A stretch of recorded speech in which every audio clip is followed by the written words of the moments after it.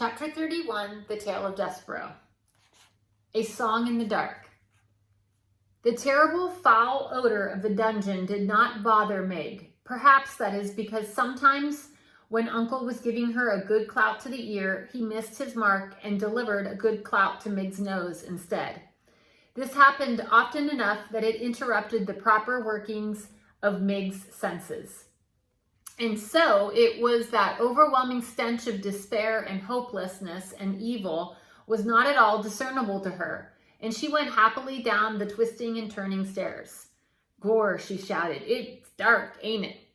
"Yes, it is, Meg," she answered herself. But if I was a princess, I would be so glittery light-like. There wouldn't be a place in the world that was dark to me. At this point, Miggery Sal broke into a little song that went something like this. "I ain't the Princess P, but someday I will be. The P, ha, he, someday I will be."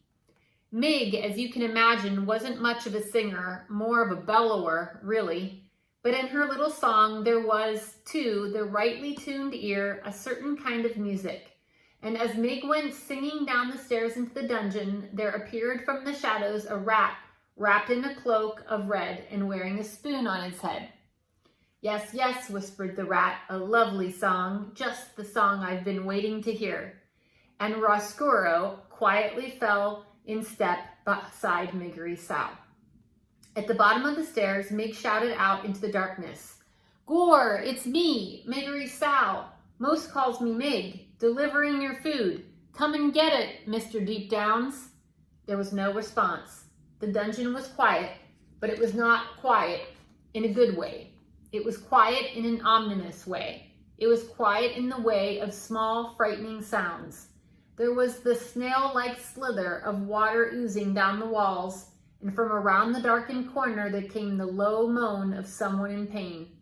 And then, too, there was the noise of the rats going about their business, their sharp nails hitting the stones of the dungeon and their long tails dragging behind them through the blood and muck.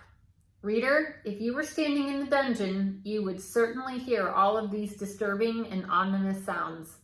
If I were standing in the dungeon, I would hear these sounds. If we were standing in the dungeon together, we would hear these sounds and we would be very frightened. We would cling to each other in our fear. But what did Miggery Sal hear? That's right, absolutely nothing. And so she was not afraid at all, not in the least. She held the tray up higher and the candle shed its weak light on the towering pile of spoons and bowls and kettles. "Gore," said Meg, "look at them things. I ain't never imagined there could be so many spoons in the whole wide world."